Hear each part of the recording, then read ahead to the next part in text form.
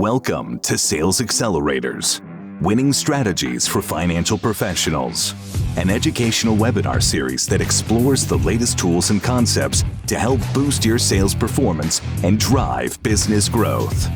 Join us as we analyze trending topics in life insurance, investigate the latest headlines, and discuss solutions to accommodate your clients' unique needs. Please welcome your host, Kurt Fasen, Executive Vice President of Sales and Marketing. Hello, welcome again to another edition of our new webinar series, Sales Accelerators, where we give you the ideas that you can put into action to increase your sales and improve your business. My name is Kurt Fasen, Executive Vice President here at DBS, and joining me today are two individuals from Pacific Life to talk about some of the most critical elements in growing a holistic and profitable practice by incorporating the pivot as part of your sales process. First, I'd like to introduce Scott Johnson. Scott has been with Pacific Life a number of years and in the industry for quite some time. Scott, welcome to the program. Glad to be here. Thanks for including us, Kurt. Absolutely. And his partner today, Michelle Kosoi. She is a veteran in the industry and has been with Pac Life for over 7 years. Michelle, welcome. Thanks for having us, Kurt. We're happy to be here. Absolutely. We're happy you're here as well. And I know that all of you out there joining us today are going to find today's session to be, I think, very, very enlightening. Now, before we start, I want to make sure that you take out your webinar action plan. The webinar action plan is a way for you to kind of sit down and think about, as we're going through things today, who might actually fit? Who do you want to talk to? Who are those people? Because the whole idea is to give you quick hits for life insurance that will help you drive revenue for yourself and great solutions for your clients. All right, let's get started. I know we'll be sharing tools for pivoting the conversation to life insurance, but maybe before we get into the specifics, I want to start with the why. Now, Scott, I think there's really a disconnect when it comes to life insurance. Wouldn't you agree? Yes, I definitely agree. And there's a gap there. And it's interesting when you think about the word insurance and you think of car insurance, drivers on the road, there's only 6% that are uninsured. 12% of homeowners don't have homeowners insurance. I think those are small numbers. Then you look at the world of life insurance, and 42% of Americans that are either insured or uninsured feel like they should have more life insurance. So that is a big gap. And so when you speak to that, I guess, hearing even from my teammates who do underwriting at a meeting earlier this week, they had the same observation. And it was like, well, maybe it should be mandated that people have life insurance. Can't take that off the table, but I don't see that as a quick fix to increasing sales tomorrow. But so what's missing? And there's definitely an education piece, but it really is getting connected to the why, and the why of why you do what you do in your practice. And if you know that you want to increase sales for life insurance, that's an outcome that you want. But then what are you going to do different? So what's that new process. But really, for all that to line up, it has to tie into what you want your identity to be in the marketplace. So if you're a financial planner, do you want your identity to be that of a holistic financial planner? And if so, then you need to be able to make sure that you're including the conversations around life insurance. Again, how do you make that happen? And it is a love sale. And I do think it's all about being able to connect that relationship, that emotion of love, and having that conversation. Yeah, Scott, I couldn't agree with you more. I mean, if you think about it, during the years when I was an advisor, and you that are joining us today, either on podcast or on the webcast, do you want to be known as that person that brought a solution that is there for the family when they need it the most, when financial ruin starts hitting? You want to be there, not just to help them with one aspect, but all of it. Michelle, it's important to know that some people just don't talk about life insurance. So why is it important to talk about life insurance in your mind, Michelle?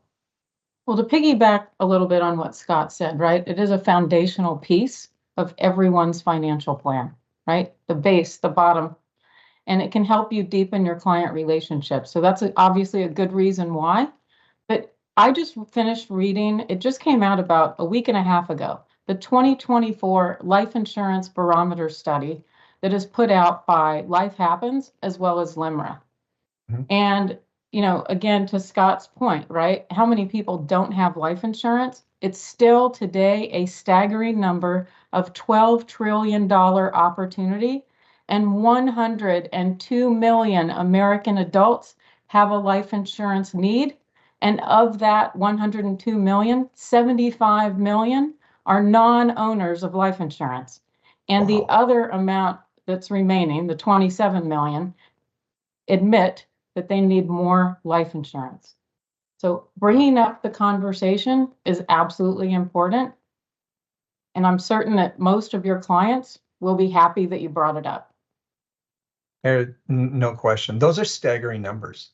When you look at that, I've been reading that study for years, and you always hope when the study comes out that it's going to be a little better. And it kind of stays the same. So Scott, I want to turn back to you. So let's just talk a little bit about, what do you think people need to do or really to know to make the insurance sale? Well, I think what they really need to know is, what is most important for their client, and to have that conversation, and to really, pause and listen and ask some great questions. I think, the other part of it is that if you're not having this as part of your practice, if you're not asking the questions about what do they care about, someone else will.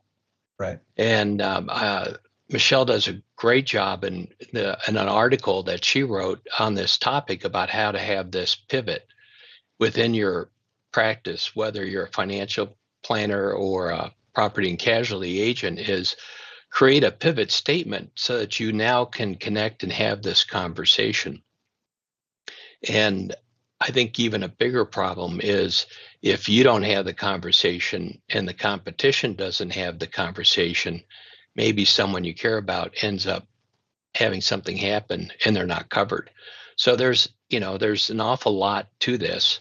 And I do think it's really bringing that, having a caring conversation that matters, and writing your own pivot statement on how and why life insurance should be a part of being, a financial plan or a review of your property and casualty insurance. All right, so I agree with that. Let's just say for a moment, I'm going to put myself in the shoes of the people joining us today. And somebody says, okay, all right, there's a lot of people out there, probably a lot of my own clients out there, that either don't have insurance, life insurance, or don't have enough. So I'm going to give it a shot. But Michelle, how are you going to engage someone in that conversation? That's scary. Like that almost paralyzes somebody. They're like, but then again, so how do you engage a client? What's your thoughts? So, Kurt, to your point, fear is a real thing, right? So as Scott shared, what's the easiest way, if you will, to open the door? In a natural, confident way. So one, if you have a pivot statement, that's going to help you become more confident, right? And practice, role play. But what I like to say is, I'm not going to say charity starts at home, but start with yourself, right? When was the first time you looked at your own life insurance portfolio? It's a great way to start. And another way that's, if you will, kind of not as threatening, okay, with a client, is to sit down and say, hey, you know what? I spent some time on my own life insurance portfolio, And I discovered that I was really short in regards to how much I had. And in addition to that, I also noticed that my beneficiaries were not up to date. I agree. I think practicing always helps, but maybe to illuminate a pivot a little bit more, Michelle, do you have a couple examples you could share with our audience? Like what would a pivot statement sound like? Thanks, Kurt, for asking. So regardless of what business you're in, let's take an example. Like, let's say I do disability insurance, and I've finished that part of our business on disability insurance. This word can this can be as simple as, now that we've had a conversation about your disability insurance, let's have a conversation about your life insurance portfolio. Simple. Yeah. Simple. Same with auto and home, right? By the way, I have some wealth managers that did this last year. And how they did it was they set it up knowing that the client was going to come in for her investment review, called her in advance and said, we're going to have our normal quarterly conversation about your investment review. However, this time I'd really like you to bring in your life insurance documents and other items that might impact your life insurance portfolio, so we can sit down and make certain that everything is working for you. I love it. I love it. So, Do you have maybe any success stories? I know you've been talking to advisors about this for quite some time. yeah, so if we go back honestly to around 2022, I have an internal wholesaler that's my partner, and she reached out to some local folks in my area. Okay, I do cover a lot of states, but anyway, locally, I went out and spoke with some folks, and I had the conversation, what's your primary business, right? Let's have a pivot statement. And this person had done 5 cases with me in 2022. After truly embarking upon having a pivot statement and having a life insurance strategy, in 2023, he did 117 cases with me. Wow. To fast forward, last year, he did 156 cases. And the first quarter of 2025, he is on track to do 200 cases with us this year. That's remarkable. Just by adding in a pivot statement. That's fantastic. So Scott, if life insurance isn't typically featured in a client presentation, so I think back to some of the presentations I've seen over the years, what are some specific ways to pivot into the life insurance topic? Well, like if you have your pivot statement prepared, if I'm a financial professional, it's got to be tailored, unique to you and how it fits into your practice. But if you know what you're trying to accomplish as this holistic financial planner, that as we're now having the conversation about, your portfolio, we're now going to make sure we include a conversation about another asset on the portfolio that is often overlooked. And it has special tax treatments, and it also provides other needs. And so let's take a moment and have that conversation.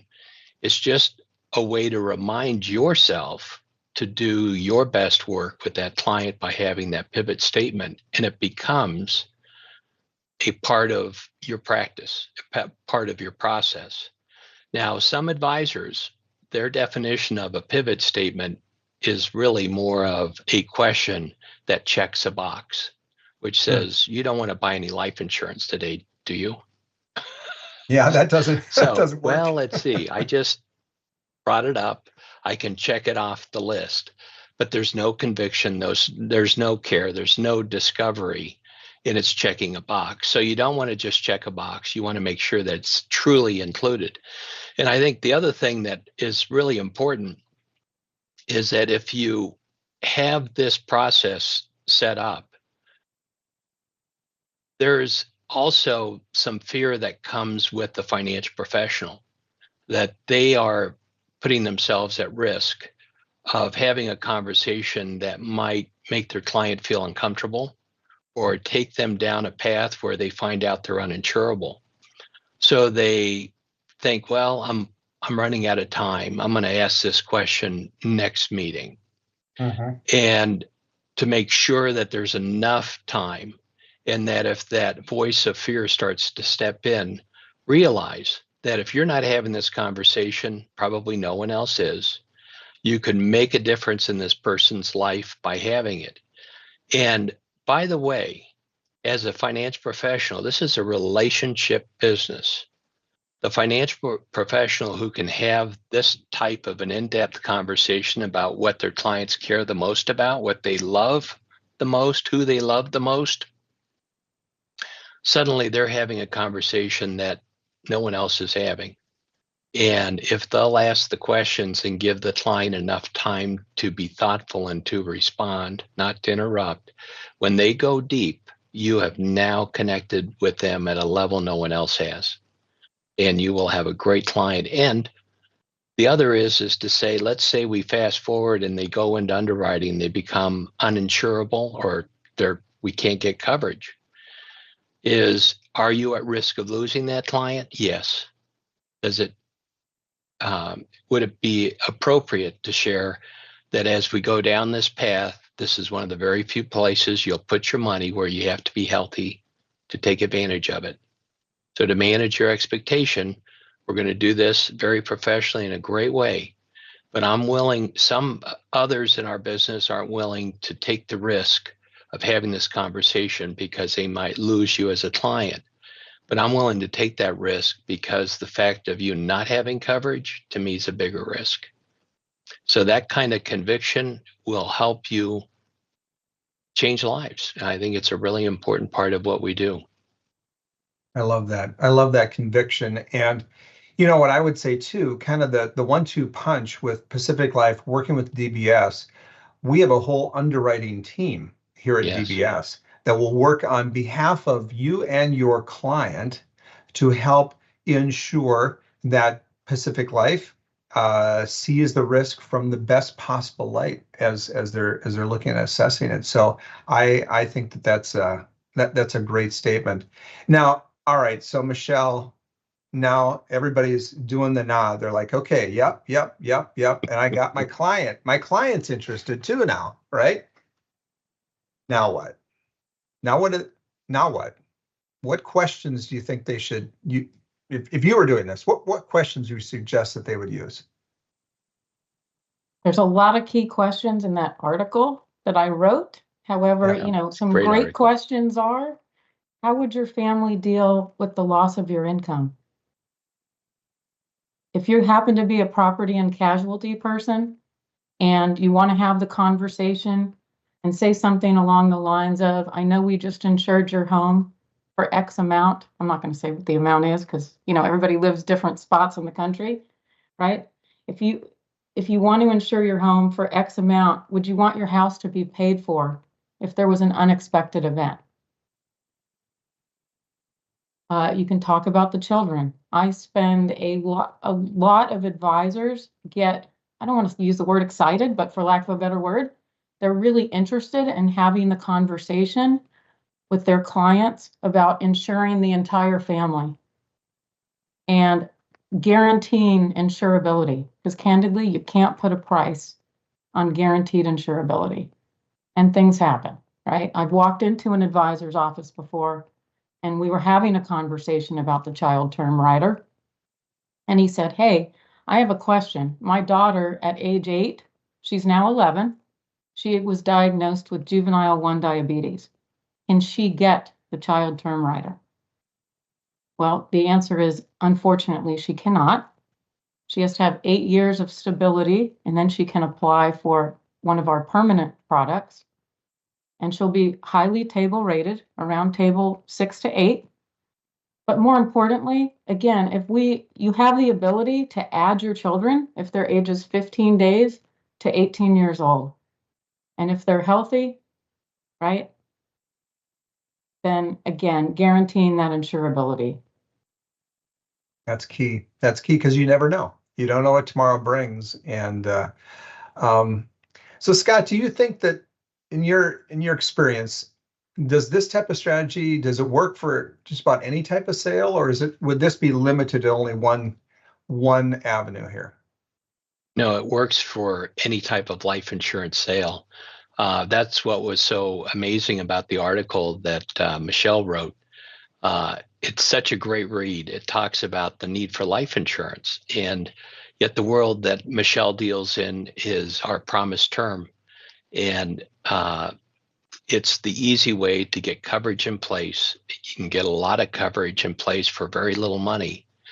And it's a huge part of making it easy for someone to take action and get insurance. We also have clients who have bigger needs, more sophisticated needs. The whole idea of having this part of your practice to have a pivot statement to include the conversation doesn't matter if it's routine protection or sophisticated clients who want to make sure it's life insurance planning that's well coordinated with their attorneys, CPAs. It doesn't matter. You've got to be intentional about including it. So that's, it's universal. Michelle, what about different conversations? Things like long-term care, or maybe playing with business owners or estate plans. Any thoughts there? So recently, I was out basically sharing with several advisors how to have a pivot statement. And one came up to me after my conversation and said, "Hey, Michelle, I need some help. I work really closely with business owners. I have a group that I've been talking to, honestly, for a couple years. They own an engineering firm, and there's 3 owners. After spending a little bit of time having some conversation with him, I suggested that he talk to our advanced planning team about this specific case. And of course, we know that DBS, and I know you're going to possibly share this at the end, the great Terry Getman is on staff at DBS and is also happy to assist. But in this particular scenario, he spoke to our advanced planning attorney, suggested that they do a valuation of the business. They did that, and then he wrote, he was going to do, if you will, a lot of different insurance planning. Started out with Pacific Life Promise Term. There were 3 owners, as I mentioned, of the business to do key person and succession planning. They each purchased a $3 million policy. And it's key to really, as Scott intimated earlier in our conversation, to have a conversation about health, right? And let's hope that this all comes out perfectly. Well, and there's a great chance that you're all going to be rated differently, right? So one of it's a lady and 2 males that own this business, and the lady was super preferred. One of the gentlemen was highly table rated, and one of the other gentlemen has to go through some additional medical type tests so that we can get him insurance, because he hasn't candidly been to the doctor in quite a while. So, but we're on a great path. And again, having the conversation, of course, is vital. So whether we're talking about families or your work family, business owners, really important. Absolutely. Absolutely.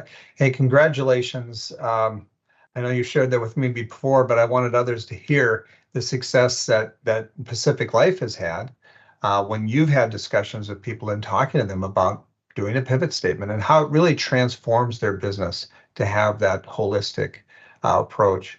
I'm going to give Scott and Michelle just a minute to catch their breath. We've been doing a lot of talking, and I want to just remind you of all the resources we have here at DBS to help support you in your efforts. Whether it's one of our regional sales directors that you can see on the map here, or one of our case design analysts, they're ready to help you with the next step. So whether it's illustrations or just talking about a case situation, they're there to be your experts. And as Michelle alluded to, you also have access to our fantastic, renowned advanced design team, Terry Getman, as well as our resources from underwriting and beyond. So DBS is here to provide you the tools and the resources on our website and throughout our whole team to help you to be successful in your life insurance journey. All right, well, we're going to move to final words, and we're going to start with ladies first. Michelle, any final words for our audience today? kind of like Mikey, try it, you'll like it, right?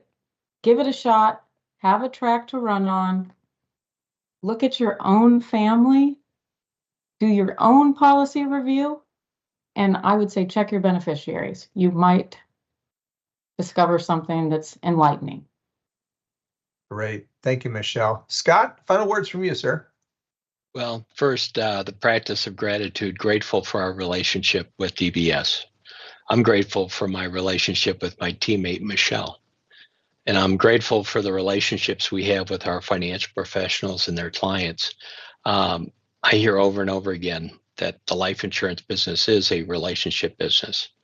And part of that relationship is caring, have the caring conversations, and also that self-awareness of to what really resonates with you to become that person who can really best serve their client. And then to write that pivot statement. So create an action plan out of your webinar guide that says, who do I want to be? What's my identity? Second, what's my pivot statement?